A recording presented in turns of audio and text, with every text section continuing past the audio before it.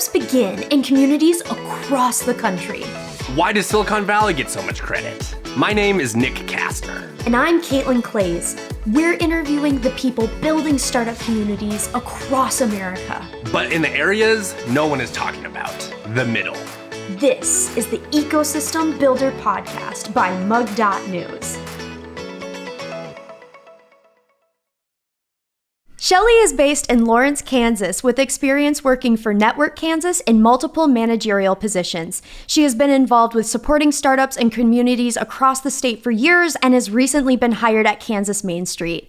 Shelley, thank you so much for coming on the show and congratulations at your new position. Thank you so much. Super exciting to be here. I appreciate you reaching out, Caitlin. Of course. So let's jump into the first question. How did you first become involved with your startup community? Oh my gosh. So I'll even go startup just across the broad spectrum, right? So I was actually hired in 2007 to be a local Main Street director in Coffeeville, Kansas. So I had moved from San Francisco and was in Coffeeville, and I was staying in 2002. So pretty cool to, be with the inception, and then they closed it out in 2014, but they're still trying to, kind of get around and do some things. So, and then there was an easy launch right into NetWork Kansas in 2015, I believe, and I did some independent contracting with them. So I don't know if you want me to tell you a little bit about NetWork Kansas, but they actually, so NetWork Kansas was established in 2004 by the Kansas Economic Growth Act. So we were Kansas Center for Entrepreneurship, and we DBA as NetWork Kansas. And so they became operational in 2006. We started out with so we started in 2007 is when the e-communities or the entrepreneur communities started up. So there were 7 e-communities to begin with, and now there's 66 partners across the state. So when you say supporting the startup communities, we certainly, with NetWork Kansas and Kansas Main Street, do both of those things across the state. So it was a natural evolvement to both of them, from one to the other. And then now with Kansas Main Street being at the state of Kansas. So it's pretty cool. So all of those positions, I can see the evolvement. It keeps changing. And so one of the questions I had is so the term ecosystem builder, have you always been aware of that term? Even when you began everything, would you tell me more about when that came on your radar? No. So ecosystem builder, I think it was a few years ago. And, I started hearing it at the Kauffman eShip Summit, maybe in 2016 or 17. And Shelley Bell, who is an absolutely force to be reckoned with. She's amazing. But I started hearing it then. And, so it kind of goes in, the work that I do. And I am fortunate to come alongside of these ecosystem builders, these economic development people, Main Streeters, small business development centers. That's what we're all doing. We're all ecosystem builders. And I had one question before we go on to the second one is, did you mention Coffeeville? Is that the name of the town? Yes. Oh, is the name of the town. Yep. Okay. Coffeeville, Kansas. Has nothing to do with coffee itself, but it is from Colonel Coffee. I do remember that. So yeah. So, yeah, it's a small community. I mean, when I got there was 10,295 people. So yeah, and then you just kind of start building and seeing what can happen in the community and getting those stakeholders involved and making sure that everybody is going for the same, everybody wants to have a thriving community. I just thought that was really cool, especially as Mug.News. We love coffee puns. There you go. You're welcome. Yes, thank you so much. So then you have, again, 66, areas across Kansas. You've worked so much with different communities in different areas. So what are some ways that you support startup communities? Oh my gosh. What ways don't we support startup communities? Through NetWork Kansas, so we support through offering low interest loans. That's typically what brings people to the table, right? So when they want to be a partner of ours. So it's not just like, hey, I'm going to call myself an e-community, an entrepreneur community. It's a competitive application process that they have to go through. So we not only offer the gap financing that goes with the communities where say Caitlin decides to open her own business and you have $10,000 of your own money to go in. This is always the simplest math that I can do. So, but your project is going to be $50,000 more, and you've gone to a bank or a financial institution or some sort of public source. Our state statute through NetWork Kansas states that it has to be a 60-40 match, 60% being the e-community match, but 40% has to be the public match. So you've gone to a bank and the bank says, I don't know, Caitlin, you're a little risky. I'm not sure about that. So you're like, okay. And you go to your parents and you go to your aunt and your uncle and anybody that you can think of. And you can't get any more funding. And you're like, all right, so in my local community that happened to become a partner, and say it happens to be Caitlin Town, and you live in Caitlin Town, and you hear that they are an e-community. So you go to that local e-community and say, listen, I've gone to a financial institution. They've given me 40%, which is the state statute, right? So you actually say, so now I have $20,000 and you're like, I'm still short 30,000. So you can apply with your local e-community and they make the decision locally, whether they want to approve you or deny you. So they approve you, hooray. And then you turn around and you're like, okay, I need $30,000 or 60%. So that's how it works. And then, so we offer and support in that aspect. We offer through another, I always like to say another pot of money. We have we have a suite of 5 board certified programs. And if the community decides that any of those or all 5 of those actually work for you, for the community itself, then they say, hey, I want to actually dip into this destination boot camp because I want to make, my Caitlin business that's like Caitlin's Coffee and wine bar, that you actually are doing this and you say, all right, I'm going to do this and I want to make my business a destination. So we partner with John Schallert, who is out of Colorado, and you can use, the community can use that pot of money and use that to help you excel your business into the next level to make your business a destination. But it can also be for the community itself. Maybe the community wants to be a destination to accelerate, and there are simple modifications to make to your business. But yeah, you have to want to do it and do it and do it and do it. So it's absolutely incredible the things that we do on the support side. So I'm so pleased to just be in this arena to be able to do that. The structure and outreach is very easy. Like you defined it, you told me the numbers and it was very structured and it was easy for me to follow along. Oh, so, thank goodness. It was, and also maybe I was getting a lot of ideas for my own, my there wine bar and everything. Yeah, exactly. I'm like, wow, she's on a great track. I better take notes. I know these things. I like these things. Right. So, but for example, it can get really intimidating. Finances, especially as a business owner.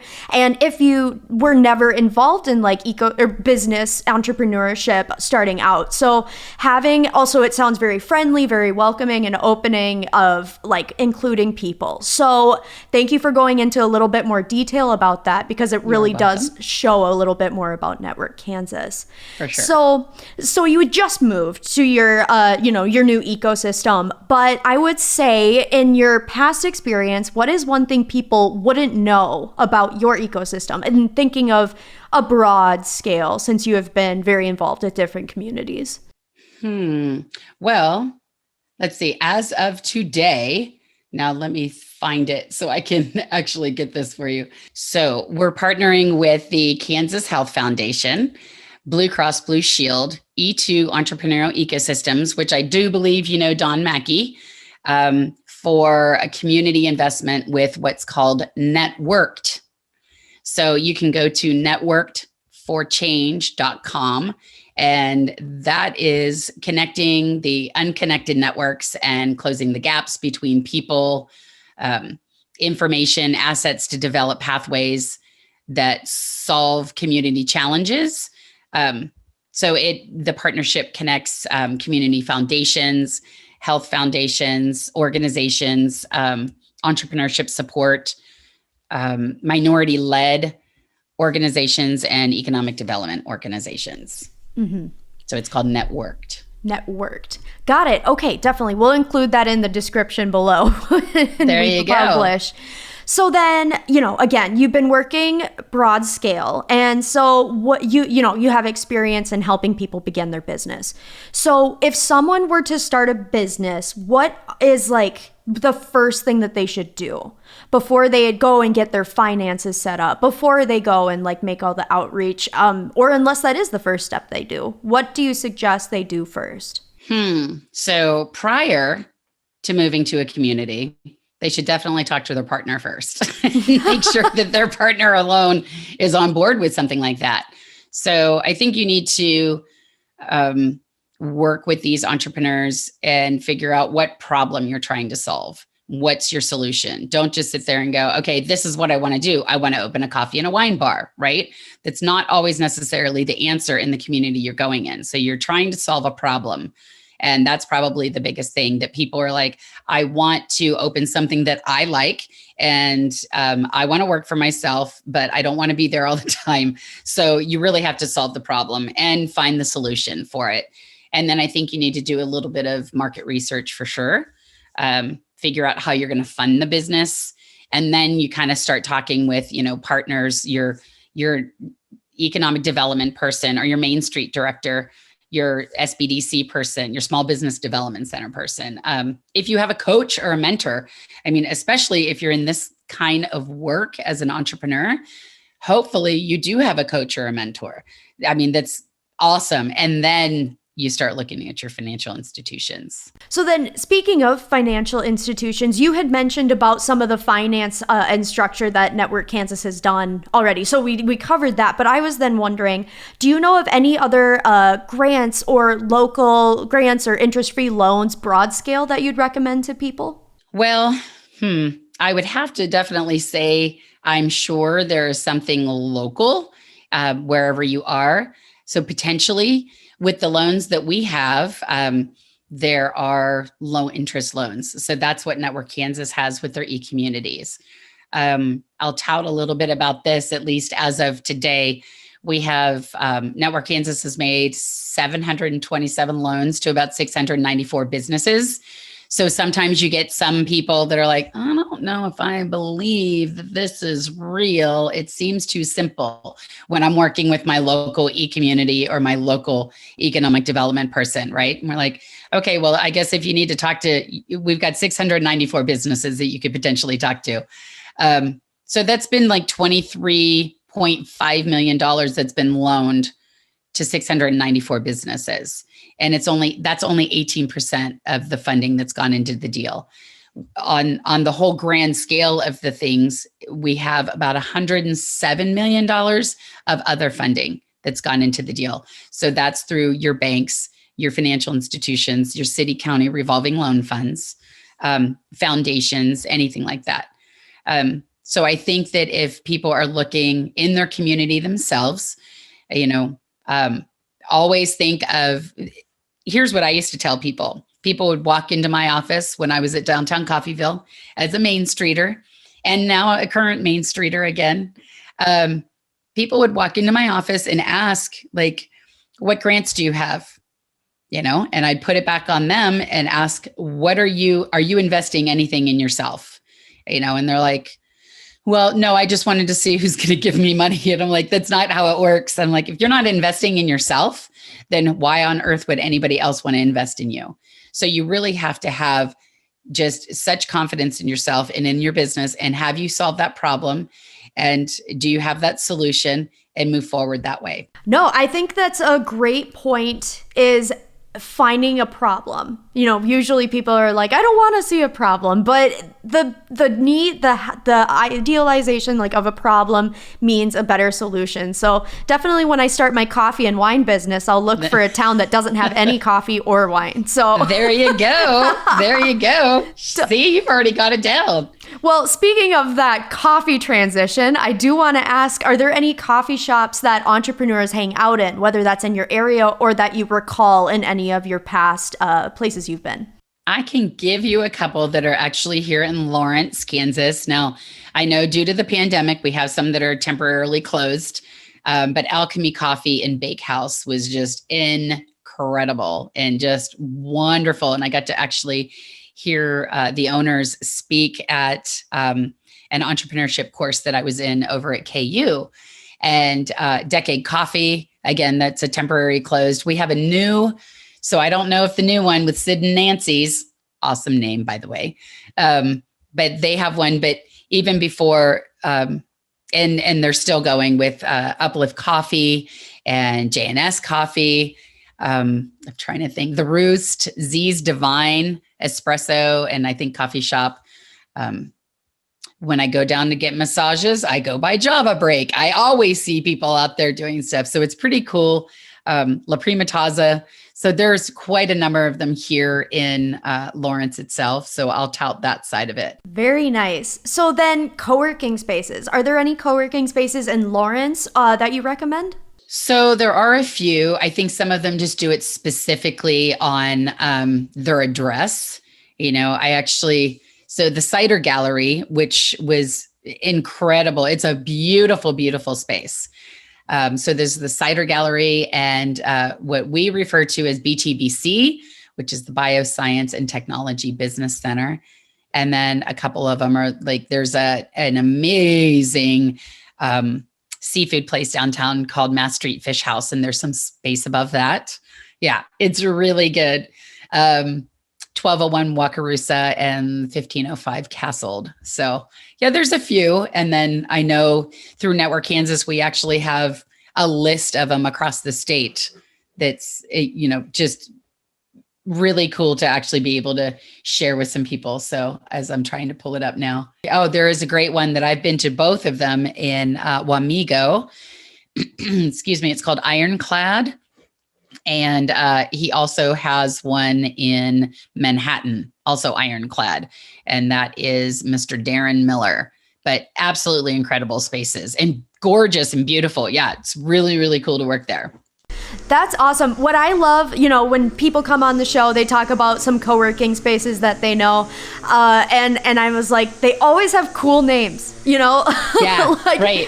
I think Ironclad. Yeah, Cider Ironclad. Gallery. It's like, oh, where are you off to after you get coffee? I'm like, oh, I'm going to Ironclad. Yeah, it's beautiful. I'm not kidding. Wow. He did an incredible job. And if you ever want to talk to somebody, you need to speak to him and I'll give you contact information afterwards. That would be amazing. I definitely love to learn more about the different co-working spaces and more. So then now I have a question about pre-COVID and what it is now, about where can people go to learn about upcoming events and startup communities. I know the internet might be one, but I'm curious to see what has been done in the past and what is being done now. I think you still need to, so your Chamber of Commerce, that's certainly a really good one to go to. And I can't express this enough too, or your main streets. But simply, your chambers are not, and your main streets are not there to put on events. They do. And I've been to many across the state and they do incredible jobs, but their jobs are to support their businesses. So oftentimes I think people tend to forget where they're like, oh, well, they just throw events. And it's like, they really don't just do that. There is such a remarkable amount of work that needs to be done for the businesses to make sure that you're maintaining the businesses that you have and making sure that they are sustainable and they're going to stay with you and they don't just close their doors. So, I would still always suggest, going to your chambers of commerce and your main streets and things like that. Those are the two main ones that I can always think of that are hopefully foundational and don't go anywhere. So yeah, you always want to keep those around. And then are there any current notable entrepreneurs that you have worked with? So I've got a good one. And this has actually that I haven't necessarily worked with him, but I sort of did work with him. I know him, we've met, but he was actually I took his startup school class at KU, which was outstanding. It was Brian McClendon. Now, maybe not many people know what the name is, but Caitlin, do you use Google Earth or Google Maps or anything like that? All the time. Yep. Traveling. Yeah, he created that. He created Whoa. it. So yeah, I'm like, so I do have another friend of mine. He always tells me, he goes, hey, Brian's map isn't getting me to that place. So I'm like, that's funny. So yeah, Brian McClendon, he was Google VP of engineering for I think 10 years. And then, so he built like Google Maps, Google Earth, Street View, Ground Touch. Yeah, it's just impressive. So being able to sit in his startup school class, I was blown away. Now there were about 150 people in this class. It was, I don't know how I got the opportunity to sit in on it, but I was actually auditing an entrepreneurship class at KU, and which was incredible for me. But being around all the students, and there were some faculty, and then apparently Shelley Paasch gets to take the class too. And I'm like, this is great. It was absolutely outstanding. And it may have been lost on, maybe a half of the class because they're students, right? And they're sitting there and they're working on, things that are going for their test next week or something. But absolutely just, I couldn't recommend that enough. But and of course, being in this arena for 14 years that I have been, I was just catching all of it. I'm like, oh, I want to go back and sit in on that class again. But Brian McClendon, he's just really just remarkable. Just if you have any passion for economic development, entrepreneurship, that's the class you got to go to. That is crazy. I think of, it's almost because of him, a lot of new kids don't know how to use a map, read a map because they use they should go into topology, right? Isn't that the study of maps, right? Yeah. I mean, I remember, for my first iPhone, and it's crazy to think because we didn't have iPhones, early 2000s, ish. But I remember my mom was like, you won't always have Google Maps. And it's like, you never, you won't always have it. And so she did make sure I knew how to read a regular map, but I'm also good for your mom.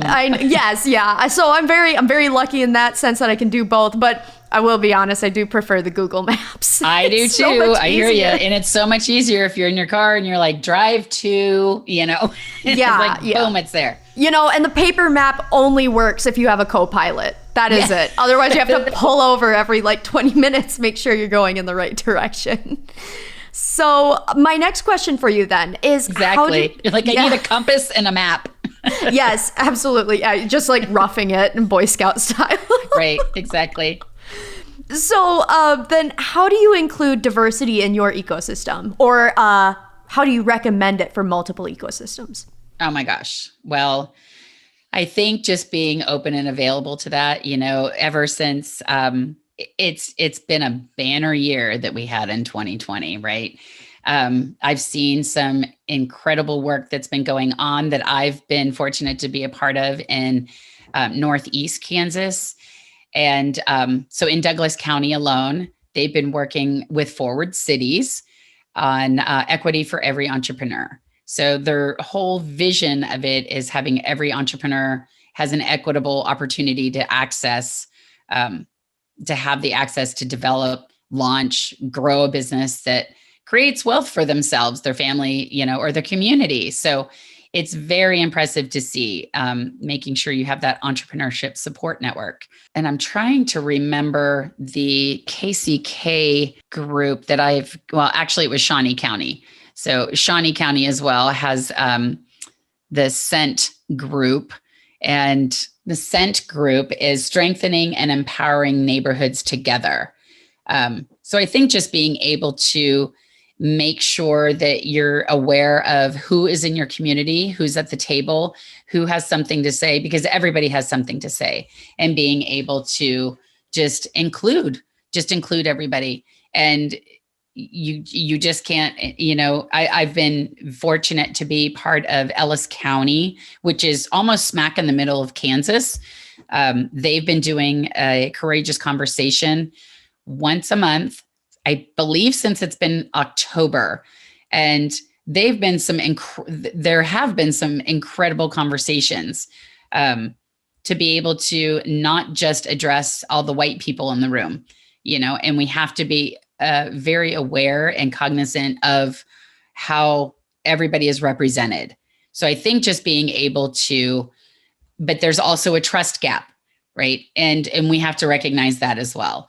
And even with NetWork Kansas, a lot of our initial funding is heavily relied on banks, right? So when we're relying on those banks and we end up finding out that there's a little bit of a trust gap with minority communities into the banking world, it makes it a little bit different because wealth itself is not equitably split in this country. So I think just making sure that we are on top of that and being able to make sure that everybody's at the table, on the bus, whatever other fun little saying that you want to say, but just making sure that everybody has a voice. Absolutely. And definitely opening up the table and getting people to become more involved as well. So yes, very good. Like to kind of explain that a little bit more. So I really appreciate that. And as we've been talking, you've been giving out a ton of resources, just even as we're going along. No. That was actually, this is like my question, the official, stand-in of, are there any news outlets, podcasts, or other resources that you recommend? So it's already going into big thumbs up. You're giving those already. But right. I wondered if you had any others that I didn't necessarily ask. So when you and I had actually emailed earlier last week, I had shared with you that I am fortunate enough to be on energizingentrepreneurs.org with Don Mackey, who, again, I've been in this arena for 14 years. He's been in it for 40.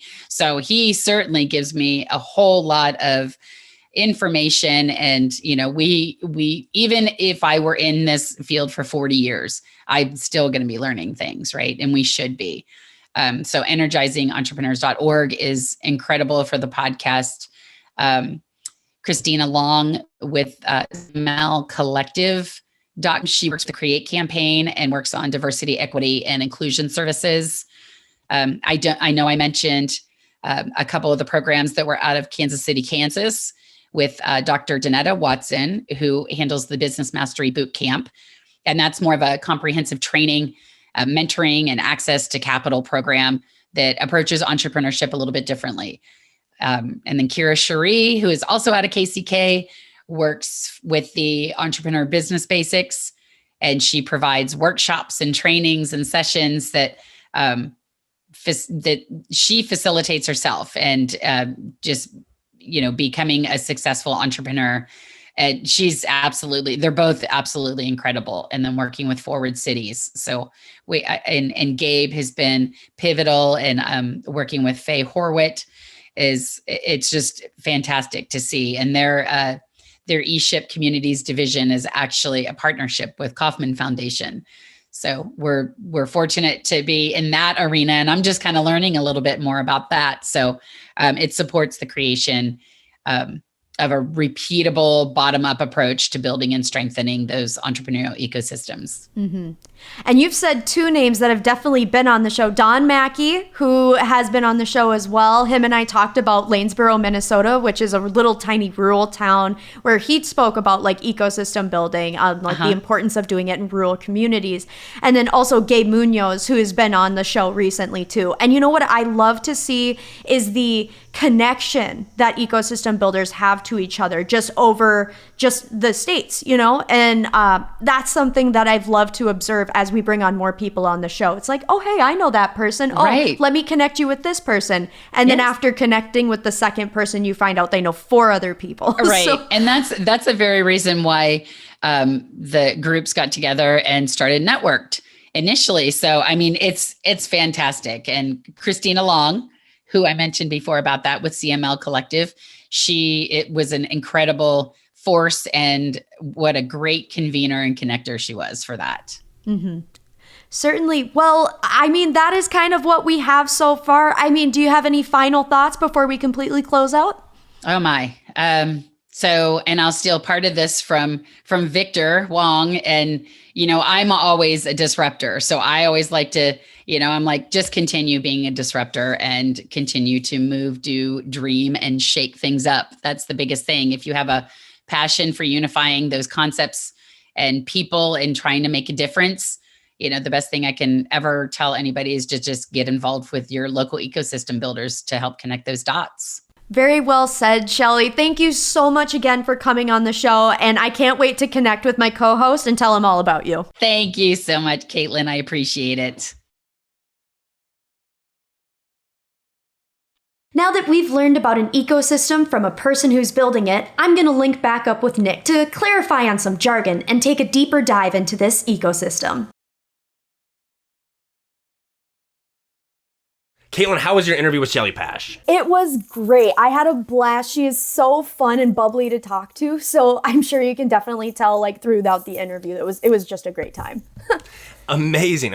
What was one or some of your biggest takeaways from the conversation? Well, one of my biggest takeaways was that she is definitely, personality-wise, she is very hands-on in helping people develop their ideas. So we were going along with a bit of Caitlin starting a coffee and wine shop or something, but it was interesting to get to hear her almost advise. And so while she was just choosing to make a point, it was still along the lines of, I can see how you help your community, and I can see hands-on how you are actively supporting those around you. So in all of her answers, she answered them in so much detail that I really felt like she truly was trying to advise someone on how to grow her business. So she had some invaluable information from NetWork Kansas. Yes, yeah. So that Caitlin Clays ran coffee and wine shop. I would attend. I would go. So it'd be a blast. We'd have a bunch of comic books. We can put some of our favorite books on the bookshelves. Nick and Caitlin's favorite books only. Oh yes, hell yes. And it would only be our books. No other books allowed. Or we could do a runoff where it's like, if you came on the podcast, you can recommend one book and we'll put it on the show. Ooh, I like it. Was there anything you had to look up after the conversation with Shelley? No, I didn't have much to look up. But I guess I supposed to do more research on Shelley. I saw she has had so many different hats and so many different roles in ecosystem building community, whether that was NetWork Kansas and then her other positions she's held in the past. So I guess looking up more about her and researching more about her was very interesting to see how many roles people have and successful ecosystem builders have. So I just thought that was an interesting observation and interesting moving forward when we look at other guests and everything like that. Yes, solid insight. Was there anything else you wanted to touch on from the conversation? Just a quick plug. Her and Don Mackey have a podcast as well, and we actually had Don Mackey on the show, so that was really fun to have a little reunion tour. That's what I thought of it as. But that's all I have, Nick. If you have anything else, you can go ahead and read us out. Perfect. Well, thank you for listening to today's episode of the Ecosystem Builder Podcast, which is a product of Mug.News and hosted by myself, Nick Kastner, and my co-host, Caitlin Clays. If you have any questions about today's episode, connect with us on Twitter at Nick Kastner, at Clays Creates, or at Mug News Official. If you enjoyed this episode, please leave a review and share with your friends. We release episodes every single Wednesday morning, so make sure to follow so you don't miss a beat.